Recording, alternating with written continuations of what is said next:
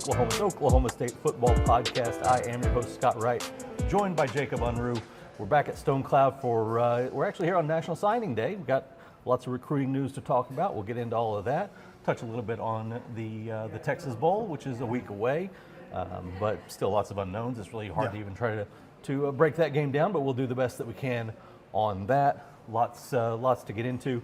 We won't be doing another podcast on video from here next week, but if you want to jump in and give us some score predictions in the comments, feel free. Looking back at the Big 12 championship game, which feels like forever ago. It's been a month or so, right? Yeah, almost. Damon was the winner. He predicted Texas to win 47-20. Almost nailed it. He got it by Price is Right rules. Yeah, that's exactly. That's very good. strong. So I'll drink a beer for him today. But that brings us to the most important question of what are we drinking? It's a very good question. I'm fixing my mic. It is. Yeah. Fix your microphone there. I can sit here and talk for a second as I fix my mic because that's There you go. the thing popped off. It was on my sleeve. There you go. All right, perfect. Let's try this again. Yes. So what you drinking? I am drinking. It is called Space Something- Bus. Space Bus. That's right. Space Bus. It is a double hazy IPA, and it's very, very delicious. It's very nice. It's 8%, so I can't drink two of these on air. Right. What happens off air stays off the air. But That's right. I can't drink two of these on air because they're sneaky good. That's exactly right. I am drinking the long distance fist bump, Oh, which is fantastic. First of all. Second just of came all, out today. It is brand new, right? It's very fresh. I got a lot of new beers since we've been here. Exactly. After right after Thanksgiving. That's exactly right. This one is spectacular. It's not quite a double, but it is stronger than a lot of their beers. Long distance fist bump is what I'm going to be giving you when I'm here alone next year recording these podcasts on video. But it's going to be very different not having you here next season. Yeah. Jake. So this is, I guess, my formal announcement. Right. This is it. In the last few months, I've been transitioning to a deputy sports editor role here at the Oklahoman. I'm staying. Just will not be covering OSU day to day with you. I will be over the college coverage of OSU and OU. Yeah. So this is it right here.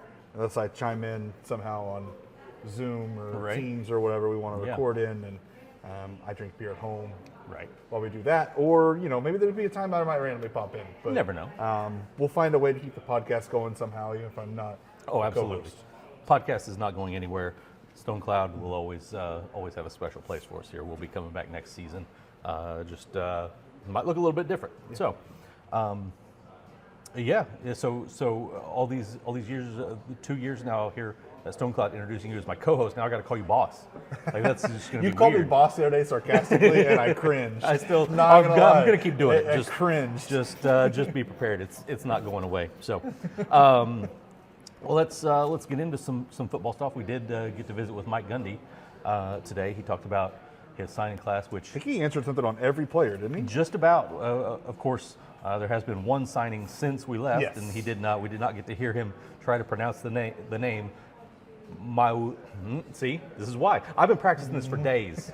I had two different people teach me how to pronounce there you it. go. I've been practicing it. I would say it every time. Almost, yes. Every time that I would type his name in the story, I would pronounce it myself. I would think about it. Milwaukee Smith. His private quarterback coach just calls him Smitty, which I'm suddenly a big fan of. Yeah. So we'll go with that, Smitty. Smitty. He had not signed. He's out on the West Coast. It was also finals day at his high school there in San Mateo, California. So he was late getting around to signing his paperwork. He has since filed it, but we didn't get to talk to Mike Gundy about him, which was a little bit disappointing. It was. When it's your best recruit and a quarterback. Yeah. To not get to talk about that guy. That said, 16 other guys we did get to visit about. Lots of excitement. We'll get into some of the specifics later in the Stonecloud six-pack, but still, some of your general thoughts. Like you said, Gundy talked about nearly he hit on every everybody. guy. He talked about Willie Nelson's name. But he mainly talked about the Willie Nelson documentary, apparently, or a special that was on. Yeah, like I guess it was like his 90th birthday. He said we were all too young to understand. I understand Willie Nelson. Yeah. The problem is I didn't know what he was talking about at the moment. I had no idea what kind of special was on there. No, apparently it just comes on like special TV for people older than us even. Yeah, it was probably on some sort of late night PBS Could have show been, or yeah, something. who knows? You know, I don't know. I'm a but big fan of Willie Nelson. I am too. I've I mean, seen him in concert. he appeals to our generation Yeah. in a very strong way. Whether it was starting when we were little kids, I'm sure Yeah. you were like me. You heard his stuff that was famous back in the day, Yep. and then he kind of not reinvented himself really because he's never really changed, but Yeah. he was relevant to our generation. Yeah. Well, So my anyway. wife's a big fan. Like we went and saw him Right. in concert a few Yeah. years ago, like right before Thanksgiving one Played time with in Snoop the Dogg. Jones Assembly. Yeah. Yeah. Like he's awesome. Like so Right. we understand him. Because Exactly. Gundy just lumps us in with the young folks, which is Yeah. nice too. I'll take it. But you know, he jumped out. I think the running back talk. We can talk more about the running backs later, but the running back talk Mm-hmm. Yep. with Jaden Allen Hendricks, sorry, Hendricks. and Rodney Fields Jr. That really jumped out. I think there was a lot of the physicality of those guys and the under the radar of Allen Hendricks was really intriguing. I think they're guys that can really fill out the backfield behind Ollie Gordon Right. when you're looking for depth there right now anyways. Yeah. They're not going to be leaned on heavily because I think you got other guys who can do that. I think they're going to hit someone with the portal Yeah, I still would eventually on expect that. that. But I think they're guys that can really provide some depth and develop into good running backs. Right. Jaden Allen Hendricks is fascinating on a lot of levels. 6'2", 225. Had a very productive season. Gundy talks about it being like a 240, 245 pound running back, which you just don't see a lot of around No. here. I And immediately thought fullback. right, Like I thought you're moving him to fullback then Yeah. because that's big. exactly. So that's going to be intriguing. And then Rodney Fields is a guy that he was one of the first commits in the class. We've known about for a long time. The Southeast as a junior, Del City as a senior. 2 really great seasons on very different levels. 5'9", 185, and he's a guy that you assume he's still going to bulk up a little bit when he gets into Oklahoma State's strength and conditioning program. And you think about him being kind of that not quite as big as Jalen Warren muscularly, Yeah. but still kind of in that realm of how he's built, and He's got some ability to make guys miss in He does. various ways. he does. I'm not going to throw a Barry Sanders comparison, but you Mm-hmm. can kind of see some things you like there that Barry could do. Some very interesting shiftiness Yeah. for that kid. Really probably the biggest news I would say of the day was his cousin LaDainian Fields Yes. flipping from TCU to OSU this morning on signing day officially. And I know you've met him. You wrote about him back in the summer. Seems like a very intriguing kid. 6'1", Yeah. 175, and Very athletic, can run, can jump, can do everything you want. They're going to put him at corner, it sounds like. I know he played receiver in high school. They like that. They talked about return guy, too, for him Right. today, too. I think Yeah. that's a good idea. I think you want the ball in this guy's hands if you can get it. I don't think he's going to be defensive back for a reason. I don't think you want to put too much pressure on Right. a receiver, but he's a guy that a lot of people liked. He's kind of under the radar in some ways because he ran a 4.4 at a spring camp at TCU. Washington State immediately offered. TCU didn't even offer. Right. And then he committed to TCU in August. They offered, I guess, somewhere in there. And then last minute flip, obviously, today. Some of that, they didn't get Kobe Black like they wanted. Right. So they get a spot and they go get the next guy they want, which is, I think he's really good. Mm-hmm. I think it's a, it's a one. I don't want to say it's 1A, 1B, but it's pretty close. Yeah. And you get LaDainian Fields here, who is a guy who's super talented, super confident in his ability. I liked his confidence when I talked with him. Yeah. Wasn't cocky, but very. He knew what he could do and couldn't do, and how he could improve at Del City. And Del City, I think, really improved him. Yeah. And so now you're getting a guy that you can put in various spots on the field that can really cause a lot of problems for opponents. Yeah, very impressive flip there for Oklahoma State. And just to round out the Oklahoma prospects, Josh Ford was a guy that I've spent some time with on a couple of different occasions. Wrote a story about his Baylor fandom as a young person. His dad played at Baylor. He has several men in his family who have played college football, major college football, TCU, Texas, SMU, Baylor, places like that. And he's sort of continuing that trend, but his dad played at Baylor, was a huge Baylor fan. They had this bright yellow, or still have this bright yellow Jeep that you'll see rolling around Stillwater with Baylor stickers on the side that they've decided they've either got to paint it or sell it. Sounds like they're leaning towards selling it rather than trying to paint it right now. But either way, he's a guy that is okay. So I told you this earlier, but 247 Sports had him listed at 6'5", 230 Yeah. on their bio page for him when I went up there to meet with him back in the summer.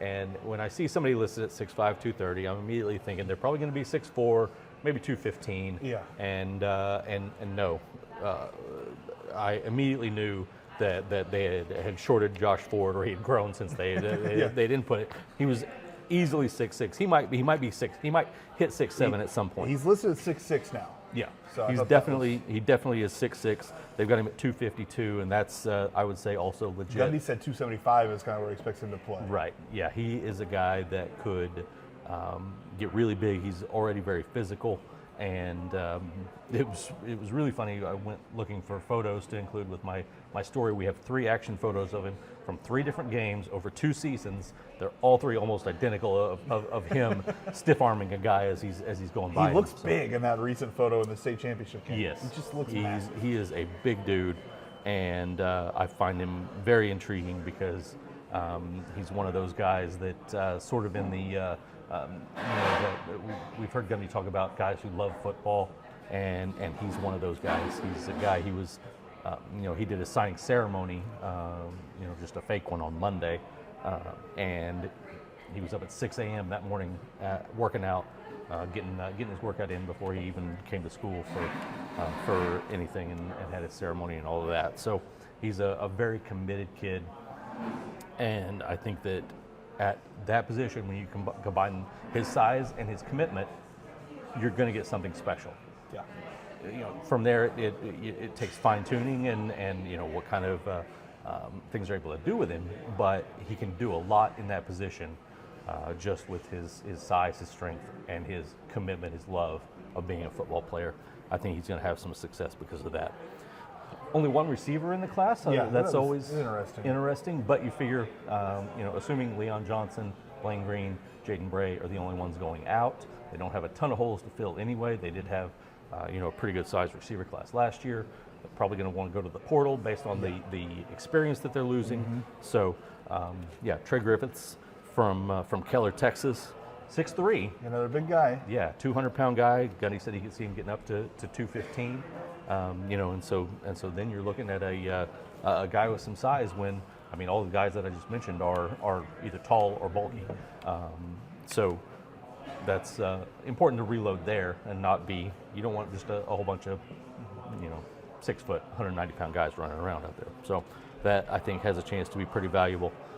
His game tape really he really shines in that. Of course, it's all highlights. I get that. Yeah. But you really see some unique ball skills and playmaking ability from him.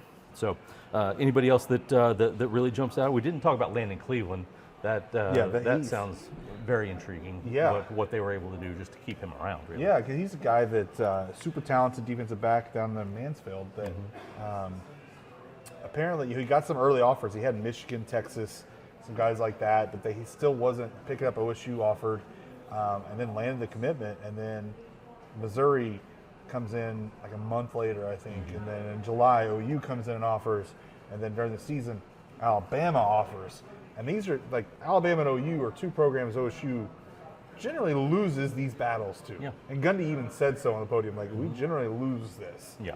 And they somehow kept landing Cleveland. Brian Nardo's a big part of that. Brian Nardo has a great relationship with the kid, recruited him really heavily. You're starting to see the fruits and labors of a guy like Brian Nardo, who is a very much of a people person and a player's coach. Right. And I think that won out in this instance is they keep a guy like Landon. He's a 3-star, but super talented. Like, they really like the frame there, 6 foot, 183. They think they could do a lot with that. Yeah. Very athletic. Stands out in a lot of ways. And so I think that might be the biggest win of this class. Is Pretty to strong. Keep him. Pretty strong. Really impressive. The entire linebacker group I find pretty impressive. There was a lot of talk about Jonathan Agamadu and his physical stature at 6'2", 215, and coming from a program at McKinney that really emphasizes it has basically a college type strength and conditioning program. That he's really taken advantage of that. Gunnar Wilson, 6'3", 206, looks like a guy that could really develop You talked to Gundy about Tamarick Johnson. Yeah, exactly. That was a guy, he basically played a stand-up defensive end based on the film that I saw. You look at it, and the same thing I told Gundy, it felt like I was watching Colin Oliver just as a high school player. And, listed at 6'3", 209, which is pretty close to what Colin was at Santa Fe. And just the way he comes off the edge, very similar, and I could see him fitting into that type of a spot. But Gundy said, he runs well, tackles well. Maybe he's a guy that moves inside, and just depends on how he develops in physically and where he's going to fit. But yeah, looking at him coming off the edge, it was a very familiar type of a look. The offensive linemen, all big guys. All big guys, yeah. At what, 280, the lightest guy that they signed on the offensive line, if I'm remembering right. Yeah. And he's 6'6", so he's a guy that's probably going to add some bulk as he spends some time in there. They're all 6'5" or 6'6". Yeah, exactly. That's and pretty. All at least 280 to 295. Yeah, so they're going big. They are very physically developed crew right there. You kind of thought they're going big across the board. They really for the are. most part. They really are. Is that maybe that's a byproduct? Is that a byproduct to you of OU Texas leaving? So now, not necessarily now you go big, but they could become the bullies of the conference a little bit, right? Maybe a little bit. It's you never know. It's hard to know what goes into some of these theories. And there's one guy that is not committed, but that they could land on Thursday. Jacoby Oliphant, 6'4", and being talked about as a cornerback. So that's crazy. The only way is 175 right now. Obviously, you're going to have to add some weight to that frame, regardless of where he plays. But that could be another very intriguing guy with some height that could find a way onto the field at a defensive back position somewhere, assuming that they're able to land him. And it feels like they will, based on who they're competing with. OSU's the only Power 5 offer that he has, and they're in the top 5 with the likes of Wyoming, Ohio, Colorado State, and Arkansas State's the other one. So feels like they've got a good shot at him on Thursday afternoon. That would bring this class up to 18 players. That's kind of where these classes are going to land from for right now anyway, because Gundy talked about it. You got to see what happens in the portal after the bowl game. Then you got to kind of react to that, see who you bring in the portal in the rest of December and January, then figure out what you need for the February signing date for other high school players. So it's a crazy game that these coaches are having to play right now.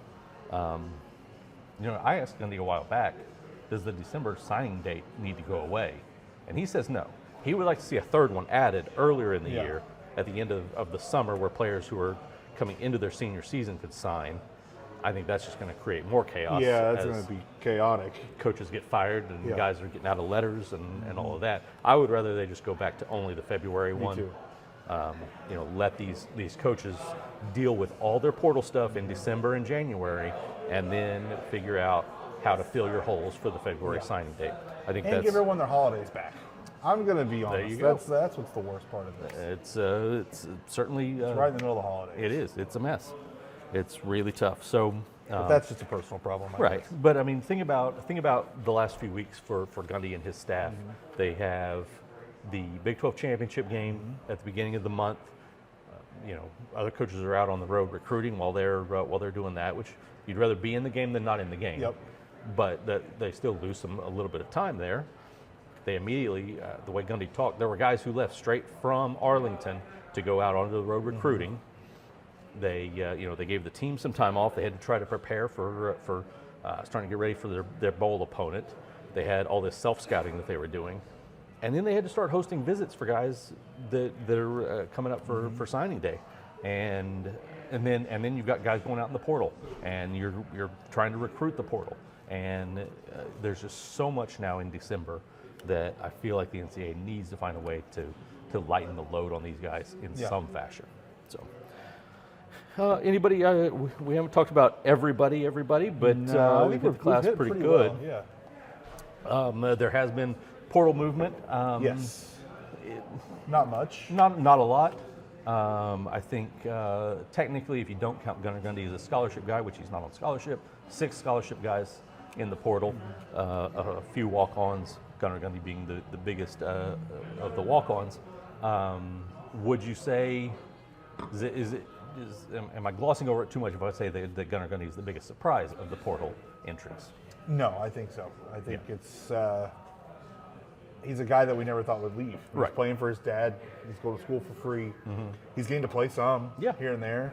But he graduated, so I guess maybe that's probably part of it. I'm sure. And get a chance to go play somewhere and get on the field a little bit. But I think that really surprised me though. Just knowing Gunnar. Yeah. Gunner's a homebody. Gunner's a guy that likes to be around family and friends, and so that surprised me. Just what I know. He loves about Oklahoma State, and I'm not suggesting that has changed in any way. I think it's looking for playing time. Exactly. Jaden Nixon was a little bit of a surprise, but not as much after he missed the championship game. Yeah. That kind of set up some red flags there that something's up. And obviously, I'm sure we know how close he is with Ollie. I'm sure he had a pretty strong gut feeling that Ollie's sticking around, which certainly seems to be the case, even though he hasn't made an official announcement. And so now all of a sudden you're talking about another year like last year, unless something bad happens. So it's understandable that a guy like him would want to get out and go find another opportunity. He's got some offers from some places where he could end up being a guy that really gets a lot of production. I think about him like North Texas, one of the offers I've seen. Put him in that league, I think he can have a lot of success. Yeah. Jaden Bray. Not so much a surprise. Yeah, to me. it's been rocky with him. It has been injuries primarily. Hasn't been able to stay healthy, and they've just been so deep at receiver that there's not always a ton of snaps available. You can see it's obvious the kind of excitement there is about him. You look at how fast offers started coming in. West Virginia had offered it. I don't know what the actual time was. It felt like 10 minutes after he was in the portal. Yeah, it was super fast. It was. Cincinnati offered. He's already committed to West Virginia. So we'll get to see him again before his career is over. Yeah. The athletic ability, his ability to react to the ball in the air, kind of use those basketball skills to go up and get the ball. All of that very exciting for the folks at West Virginia. And then Blaine Green, I guess, is probably the other really notable one. Yeah. You just kind of feel bad for him. It's just the way things worked out. Injuries, position changes, never really had just an opportunity to just launch and be what I thought he could probably be. He was the number 3 receiver on this team in 2021. Yep. But things just kind of got derailed and shaken up from there. So. And the Cowboys have brought in a couple of guys. I was busy doing other things. What was that? Sunday? Is that when that was? Saturday. When I'm not doing things, things happen. News gets it's no longer be my problem. Exactly. Much. Yes. You'll just be calling me and telling me what to do, and I'll be dropping my Christmas shopping to go to work. But. Yeah, got a safety from UTEP who started his career at NEO, which I thought was fascinating, being a kid from the Atlanta area, basically. Yeah. Seems like an intriguing guy. And then an offensive lineman from Isaiah Glass from Arizona State. So, who's had some injury issues this last year and redshirted, but started 15 games. Yeah. Yeah, so some experience to come in and compete with a lot of experienced guys that are already coming back. He's a tackle, so he was pretty good for him, from what I understand. So very intriguing, and more to come. They've got more offers out. You assume there will be more portal movement after the bowl game. Yeah. All of those things. So we'll keep an eye on all of that and see how it transpires. But certainly a lot quieter than a year ago. Oh, absolutely. It's nice. Yeah. So. All right. Anything else about this class or Mike Gundy's comments? He talked about the heavy influence of being able to recruit within basically a four-hour drive. Yeah. You look at the guys. What we count 8 guys that are really kind of in the Dallas-Fort Worth Metroplex. 3 in Oklahoma City. That's 11 of your 17 right there. So. he considers the North Texas area local. And Yeah, so yeah, that was pretty exactly. interesting. So yeah, so very interesting. And he said he likes to get the guys there that aren't being heavily recruited because he knows that he can use those guys to develop Yeah, and progress, and Right. they want to be there. right. Yeah, and that's the important thing. That's what I wrote about for Thursday's paper. Asked Gundy about it, and then he talked about it in a couple of different ways in answering other questions. You know, he and his staff have built this program on being able to identify guys that are you know, run-of-the-mill 3-stars or even 2-star guys, and turn them into 4-star quality talent. And my question is, how sustainable is that idea with the transfer portal? You look at all the guys we just talked about, Gunnar Gundy, Jaden Bray, Jaden Nixon, Blaine Green, we're all just redshirt sophomores. Third year in the program, and now they're gone. Right when you're getting them developed to be the veteran, experienced guy that you're relying on. I went and counted up last year's transfer portal exits. 11 guys that had played 3 years or less in the program.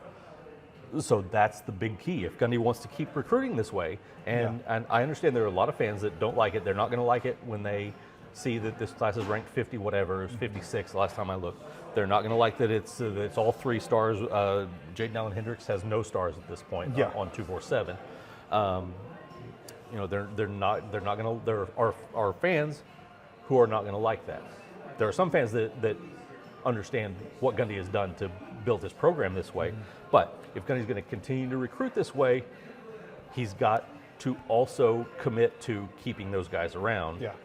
And I think that we're seeing him get there with his getting past his reluctance to adapt to NIL. And I think, you know, like we talked about with Ollie, I think an announcement is imminent. We'll see when it actually happens, but all signs point to him sticking around. Yep. You know, they did stuff last year with him and Colin Oliver, Kendall Daniels, guys like that, to make sure that they knew that they were valued here.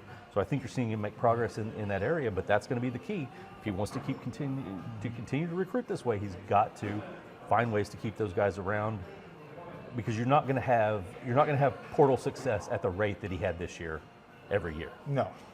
This was it's really hard to define just how successful they were with the portal this year in terms of getting guys that came in and were impact players and were a key part of this team. You're not going to be able to bring in. You're not going to be able to have the batting average that you had this year all the time. It's going to be difficult. So we'll see. That's what I wrote about for Thursday. So you can read more on that on Oklahoman.com. Anything else before we get to the Stonecloud 6-pack here? No, I think we're good. All right. Let's get to Very the good. 6-pack. This is the fun part. That's exactly right. This we're sticking with recruiting theme. The game's a week away. We didn't talk about the game, but like we said, it's very difficult to try to.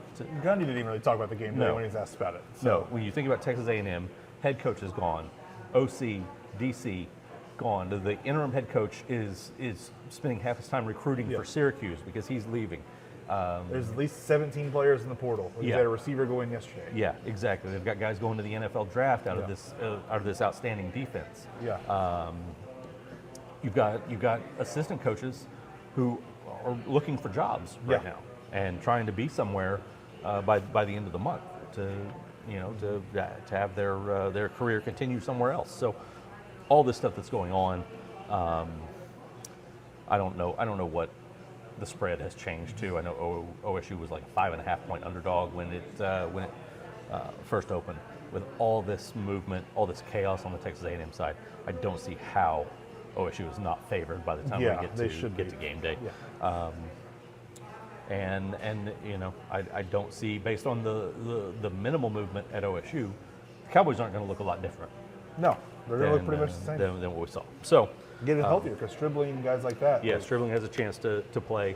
Elijah Collins is going to be back, which will help because he and Sesi Vailahi are number 2 and 3 now. So all right, so we'll stick with recruiting stuff for the first half of the Stonecloud 6-pack, and with that, I will give the first option to you.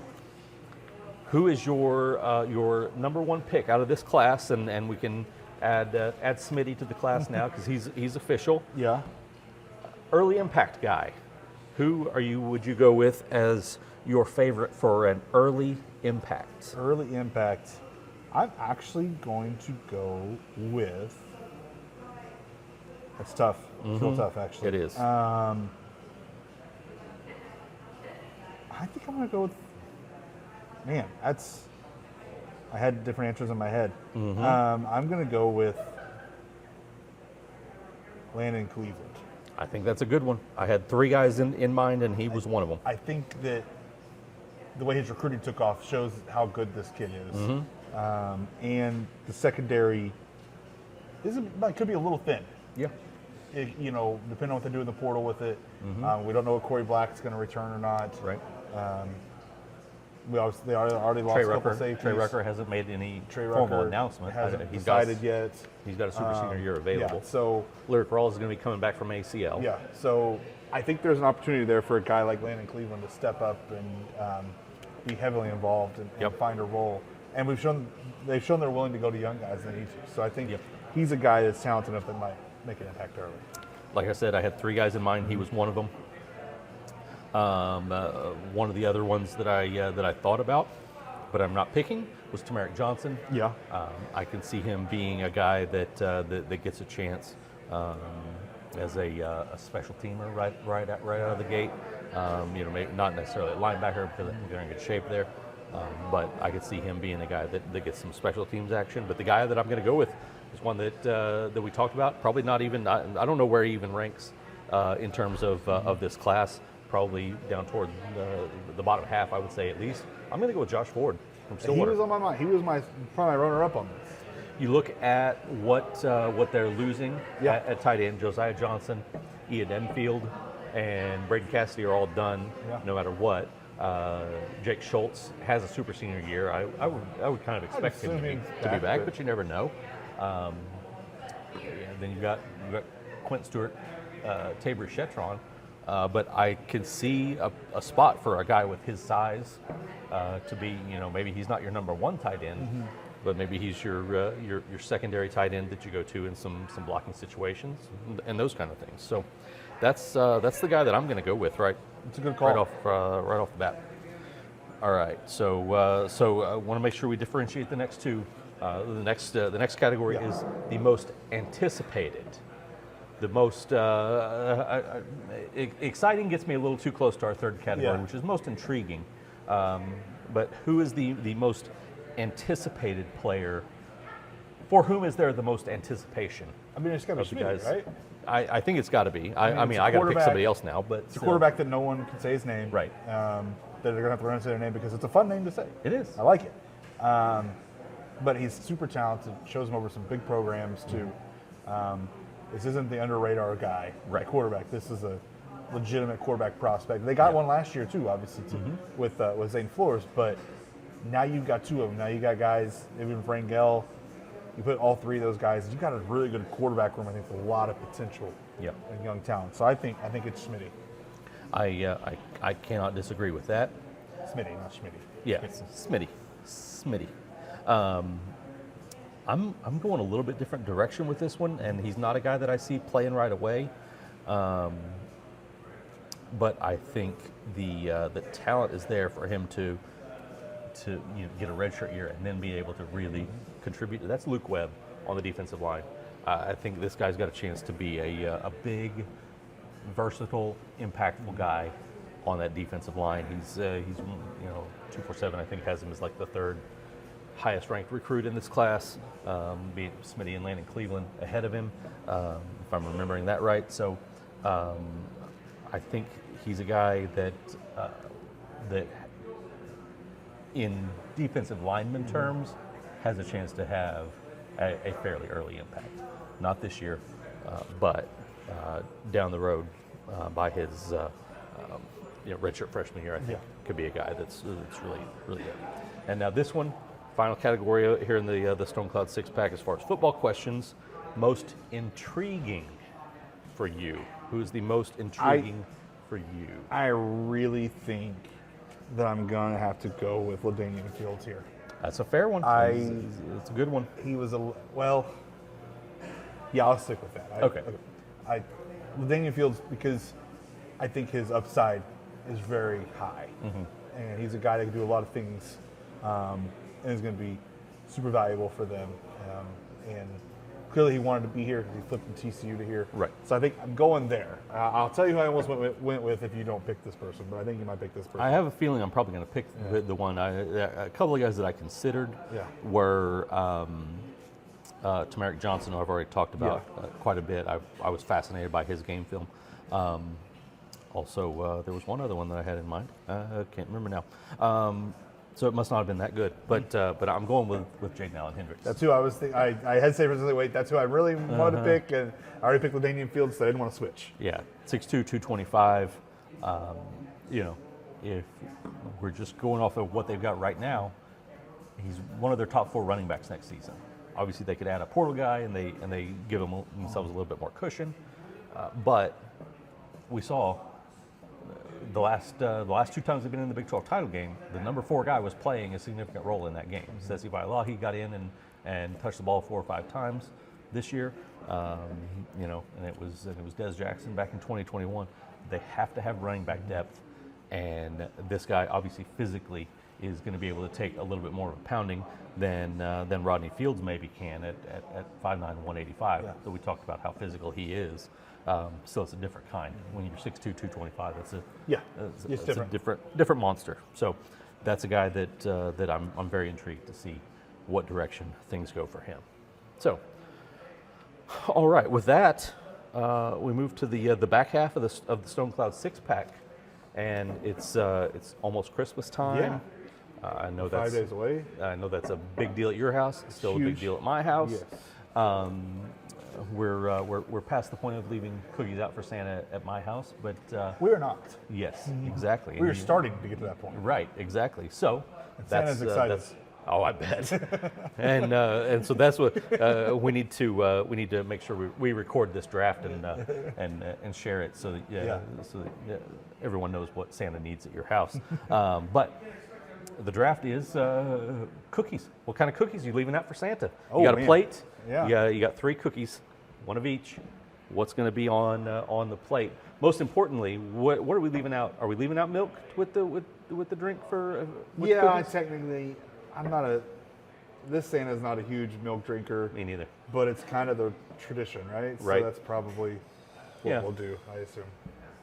Yeah, I mean, it would be hard to explain if you left, say, some Stonecloud. Here's some out. Neon Noel. Yeah, exactly. Yeah, I don't know. Santa's a drunk. Right, exactly. So does Santa drink a beer at every house he Yeah, goes to? exactly. Yeah, exactly. I think we're going to stick with the milk. Better stick with the milk. But my first pick, right? Your first pick. Okay. You're up. I'm going with the sentimental one. Okay. And we actually just made this. My mom was here in town last weekend, and my family's sugar cookie recipe. Oh. We made sugar very cookies, nice. and with Cohen, and we don't ice them Okay. in our family. So they're just the cutouts, and you kind of glaze them, Right, and you put the sprinkles and stuff Right, on them, and you right. bake them.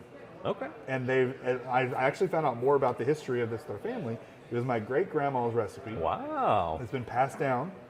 It was my grandpa's favorite cookies, and so there's a lot to this, and I love making them. But we made them with Cohen. My mom and I made them with Cohen on Sunday, and had a really fun time, and got lots of cookies. And so there will be some of those put out, at least, if not 3. I mean, there will be some of those because we have plenty of them right now, and they're delicious. Very nice. I'll say this: I expected sugar cookie to be selected in this draft. Yeah. I wasn't projecting a number 1 overall selection. No, but it's the I'm not. sentimental value. I'm not disagreeing with it. Yeah. Is what I'm saying. Big fan of all sorts of sugar cookies. It's a very underrated cookie. So I think that's really solid. I'm not. I'm going to hold off on. I'm going to slide my real number 1 pick down a bit because I think that I can probably get it later. Okay. My first pick, I'm going to go with the Snickerdoodle. That's a good one. I love a good Snickerdoodle. Yeah. It's a very just a fun blend of flavors. Yeah. So, I was nervous. I don't know your cookie taste well enough, so I was afraid I might There's lose not that a lot one. of cookies I turn down. Right. I'm not big on the oatmeal raisin. That's a little one that I'll eat them and they're fine.